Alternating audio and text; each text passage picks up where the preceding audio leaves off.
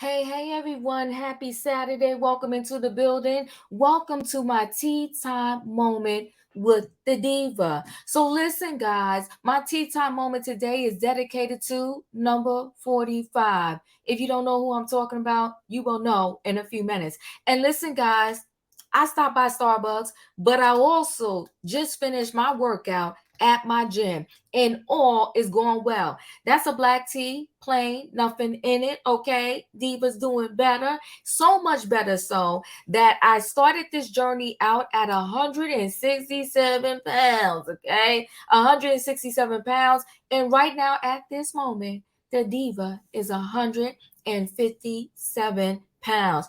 Woo, woo.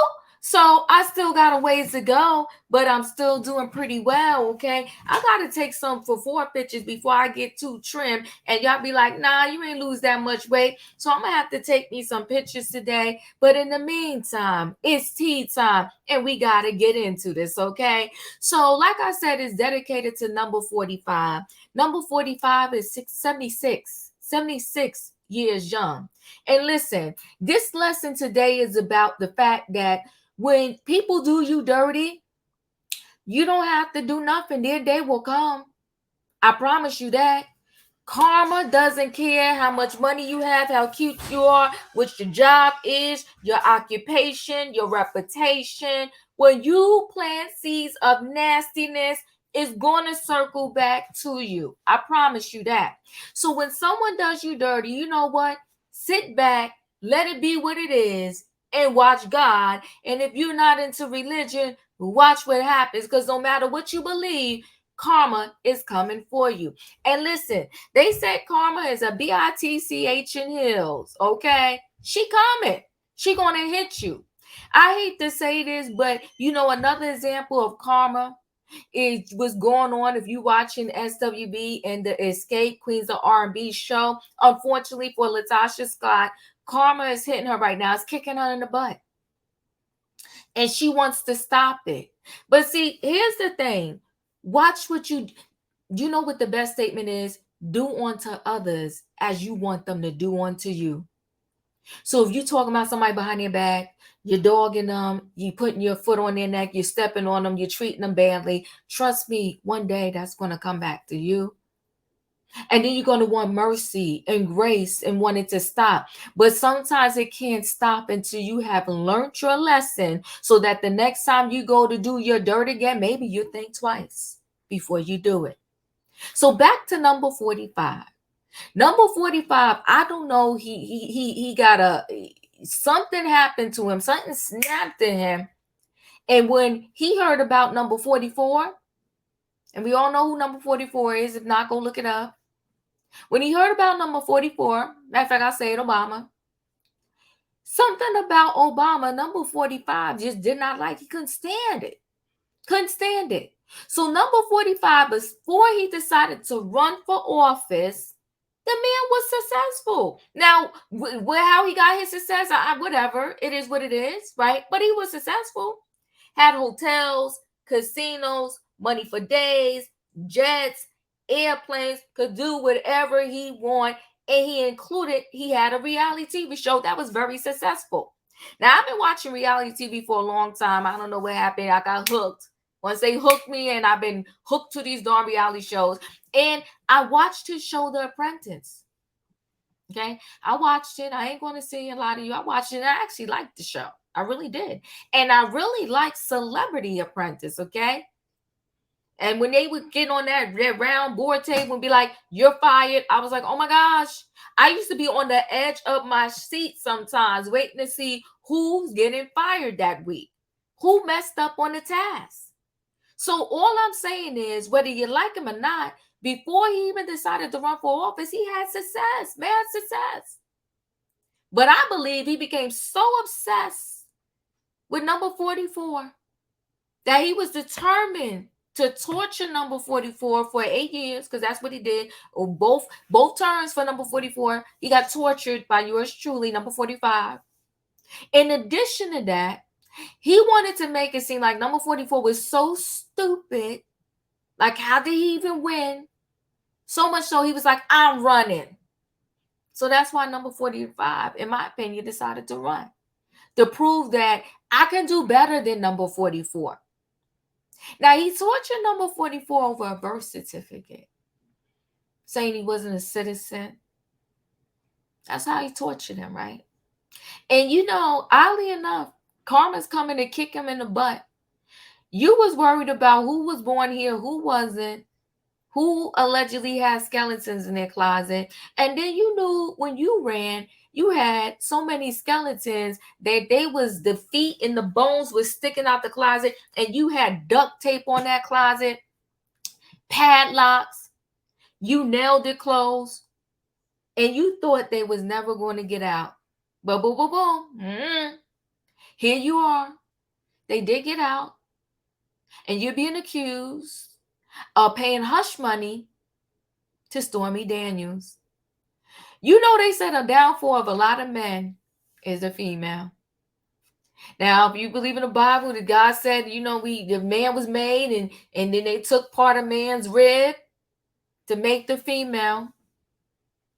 And that female takes a lot of men down every single time. Okay? We got our Jonathan Majors recently. Of course, he had a fight, or, allegedly had some type of altercation with some female. He's going down. Now, Bill Cosby, what he did or didn't do, or whatever it is, or a whole bunch of females, he went down. We can name that. I mean, the list goes on and on and on and on and on. But a lot of downfall that we hear about public figure men, a woman is involved. So here you are, you got Trump. I'm sorry, I said his name, number 45. You got number 45. You got Stormy Daniels, who he allegedly gave some hush money through his lawyer. And at 76, the man is going down. Ain't karma a mess? Karma gonna come for you. And do you know what? Karma seems to like to come for you at your most vulnerable moment. He's 76 and you got to deal with this nonsense when you should be off in the sunset. Now listen, when you run for office and you win and you finish your term, the benefits are phenomenal. Phenomenal. So much so you ain't got to worry about nothing the rest of your life. Healthcare, housing, you got security. Listen, you ain't got to worry about nothing. When you get that job right there and you win the office, the White House, the rest of your life, you could just sit back and chill. But instead of him sitting back and chilling, he's been dealing with this indictment. Okay? So he's 76 dealing with this. And the man he tortured, number 44, is 61, living his best life. Golfing at award shows, loving his Netflix deal, his book deal, which, by the way, that was another thing. Even after number 44 left office, number 45 was still torturing him. Talking about the Netflix deal was shady, the book deal was shady. This man got a fixation on number 44, so much so that he took himself down over his fixation over number 44. Well, let's talk. Let me share screen. We're going to share screen a little minute here. Let's talk it through some things here. Because they're saying that, what are they saying? All right, let me see. Which one do I want to share here? Which one do I want to share? All right, we're going to share this one. All right, what the crisis experts say. First of all, they're wondering if Melania's going to stay. They're saying that she is still hurt over the affair. And any relationship that can survive a public affair, woo, I give them kudos. Like, that's mad credit. To survive a public affair where everybody in the world knows what your husband did. It's one thing for couples to survive it if it's semi-private, meaning they're not a public figure and maybe a couple of their friends and family knows that this thing went down.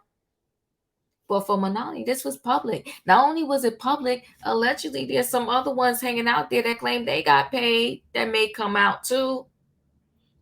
So it wasn't public, and it said that your husband tried to pay the person hush money. She dealing with all of that. That's what she dealing with. But you know what though? When some people, when you now you don't always know, but some people when you get married to them, you know what you're signing up for. So unfortunately, do I feel bad for her? I always feel bad when someone's hurting, but she signed up for this. She signed on the dotted line for this.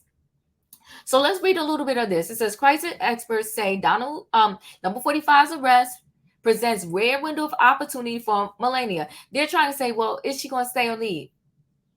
Will she be done with this? They have their little son together. So she's probably thinking about the kid. By all accounts, they said she has been spending her post White House time just the way she likes it, out of the media, out of the spotlight, and free to enjoy her personal pursuits. People recently spoke to insiders who say the former First Lady socializes mainly with her own family and is primarily focused on being a good mom to teen son Byron. Okay, so Byron went through a lot too by being in that building. He went through a lot. Okay, so I get it. She want to focus on her family and her son. Melania is leading her own life and still feels happy to be in Florida. Okay, surrounded by people who love her and who never talk about reality. So she's kind of living a delusional existence. I get it. You don't want to talk about what's going on all the time, but you gotta face it, girl, because it's really happening. You're not always going to be able to stay within your bubble or bad things about her husband, the source said. And I get it. Who wants to hear bad stuff or negative stuff about their partner? Much as she may want to avoid it, however, Melania still knows some very bad things are being said about her husband at the moment. On March 30th, 2023, number 45 was indicted on numerous charges related to money paid to gain the silence of Stormy Daniels. Okay, the adult film star alleges she had an affair with him in 2006 and was paid $130,000 by former lawyers to prevent the story from leaking during the campaign. Okay. And he is accused of using the campaign funds, to reimburse the attorney. So he thought he was going to circumvent the trouble by telling his lawyer, and the lawyer's stupid. I'm not going to be, not my client is not going to have me lose everything I earn. Law school ain't easy.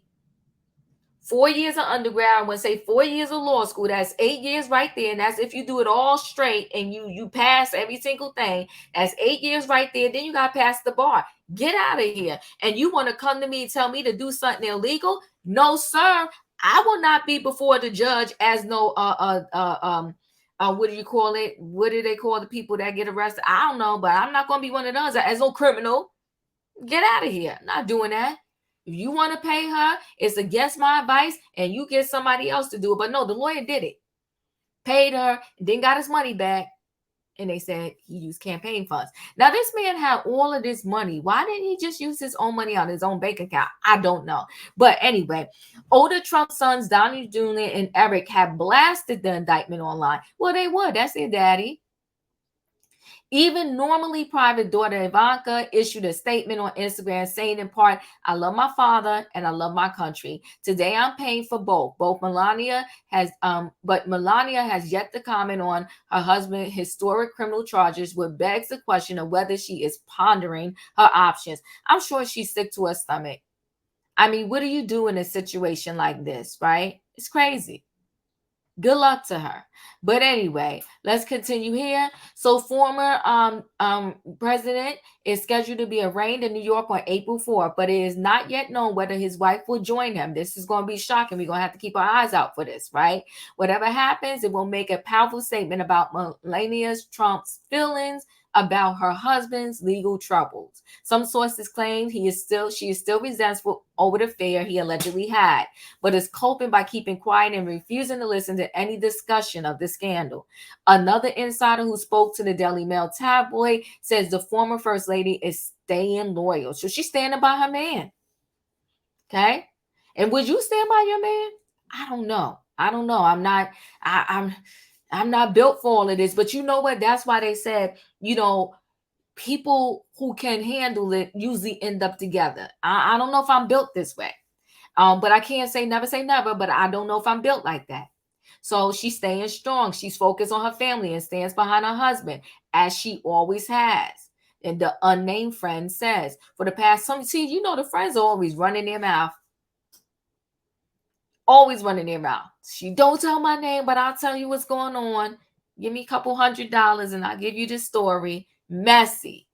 For the past 7 years, for she's been saying about it, for the past 7 years, the left has made multiple attempts to smear and attack her family.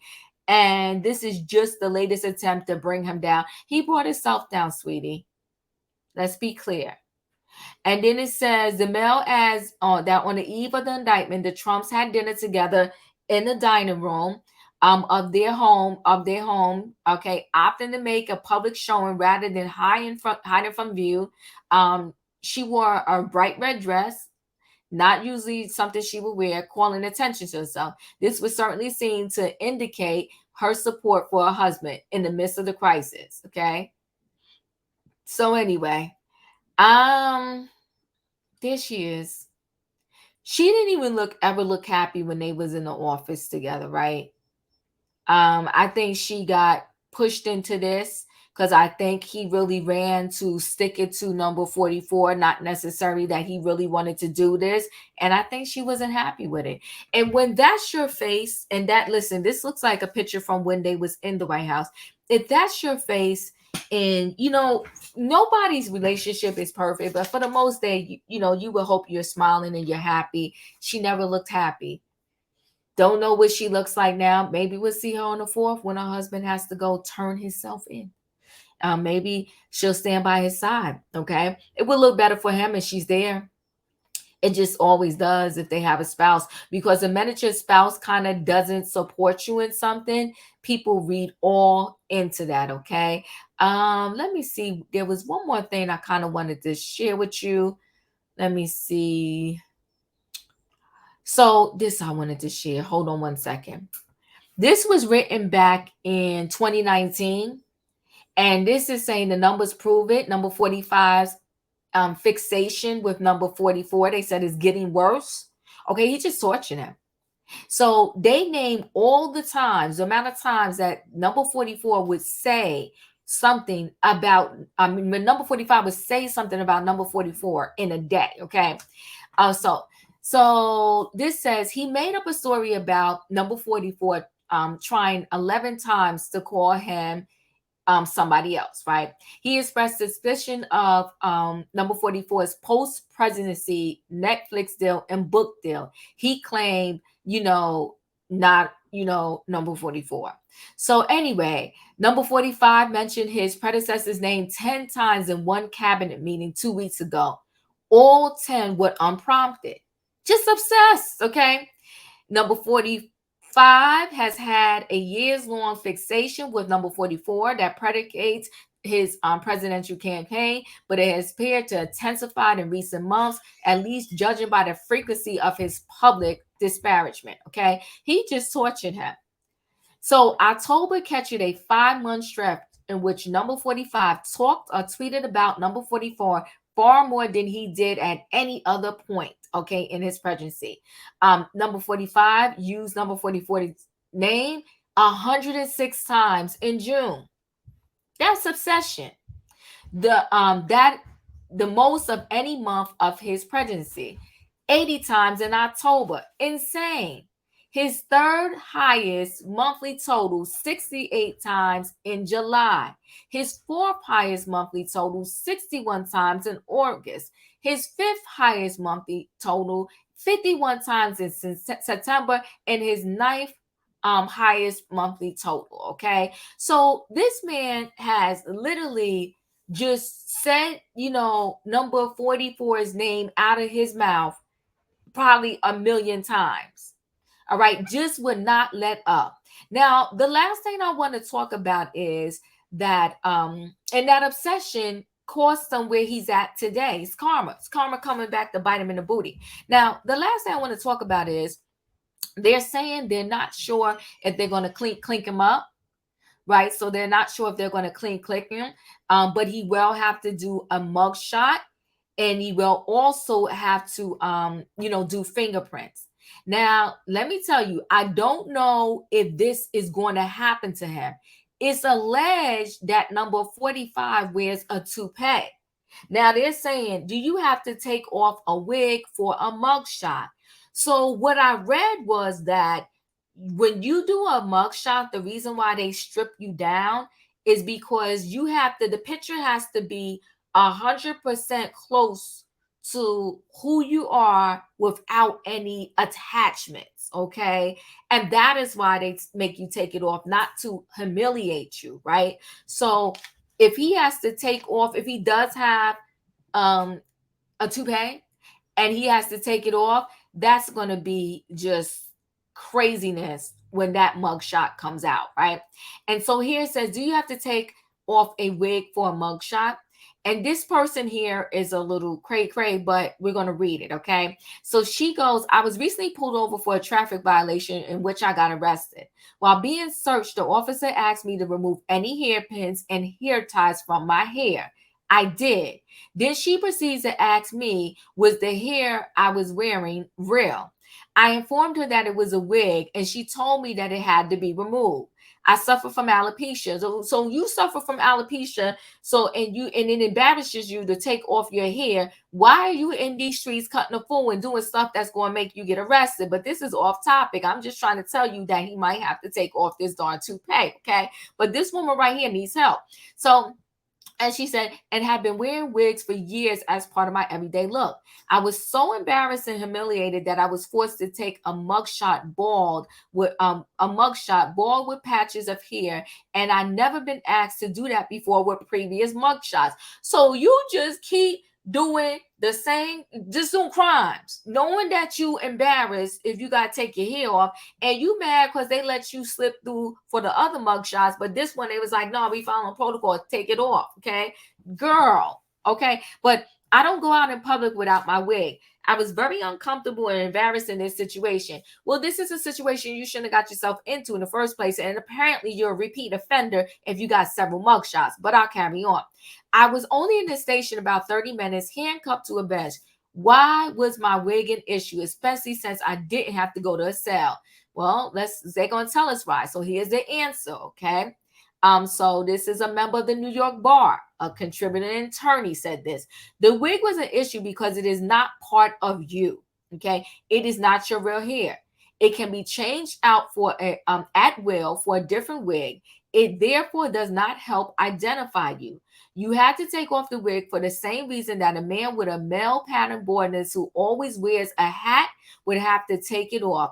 The mugshot has to be of you, not of what you wear. So, honey, that's why you had to take off your wig. And that's why when this mugshot comes out, Mr. Man may have to take that picture without his toupee. But maybe they'll give him some grace and mercy because he is number 45. I don't know. And the last thing I want to share with you is, let me stop this right here. They pretty much said that this is like never happened in like 150 years is the last time. Let's see if this is the one I want to share with you, is the last time any president has gone through this situation.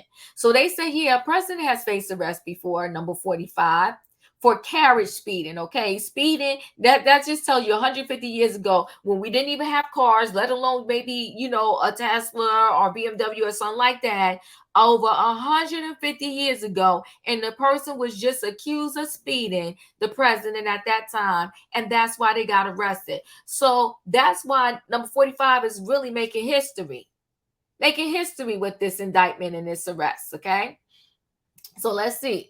They said former president number 45 was indicted Thursday on charges related to hush money payments to cover up affairs. Now, all the things that this man has done, and they said he has done some things, okay? You going down over hush money. Messy. While the nature of number 45's unprecedented, he actually is the second to face arrest, okay? The first president was Ulysses S. Grant, just after the Civil War. So William West, a former enslaved person, joined the Metropolitan Police in the nation's capital after fighting in the Civil War, according to the National Law Enforcement Officers Memorial Fund. In 1872, West was on the lookout for speeding horse-drawn carriages near Washington's 13th and M Streets when he jumped in front of a carriage racing towards him. West quickly realized he had pulled over President Grant and issued a warning. But the very next day, West caught the president speeding again and brought him in. Okay, he ain't had no shame. He was like, "I'm sorry, Mr. President." He said, "I'm very sorry, Mr. President, to have to do this, to have to do it. For you are the chief of the nation, and I'm nothing but a policeman. But duty is duty, sir, and I will have to place you under arrest," West said in 1872. That made West the first and only law enforcement officer to arrest a sitting president. Okay.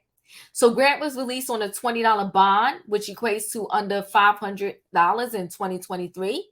He didn't contest the fine or arrest and expressed respect for West's decision to arrest him. The Memorial Fund reported that former NPD Chief Kathy said Grant had been issued 3 citations for speeding in his carriage during his time as president. Okay. Well, now, no president would have to worry about that because they get driven everywhere. So why wasn't back then? They had no respect for the president because somebody should have been riding that horse and carriage for him. Okay, so of course, these 2 cases are different in a lot of ways. For starters, number 45 charges are far more serious than a routine traffic violation. And number 45 isn't exactly following in Grant's footsteps when it comes to respecting the legal process. Where Grant respected West's decisions to arrest him, number 45 has called the allegations and called investigations into his conduct witch hunts. It is not clear what this indictment will do to number 45's chances of winning a 2024 election bid, but maybe number 45 can take solace in the fact that the same year Grant was arrested for speeding, he was also elected to his second term as president. Well, come on now. Speeding, it would that one, number 45 is going through, like they said, is 2 different things, like major. So listen, guys. Chat with me in the comments, and when I get an opportunity, I will chat back. Is this karma kicking number 45 in the booty? I mean, he tortured. Matter of fact, he talked about this indictment is a witch hunt. Well, it was a witch hunt when you was looking for number 44's birth certificate. Ain't that ironic? Listen, guys. Chat with me in the comments, and when I get an opportunity, I will chat back. Let me know your thoughts on this situation. Okay, hit that like button. If you're not a subscriber, subscribe, and I'll see you on the next video.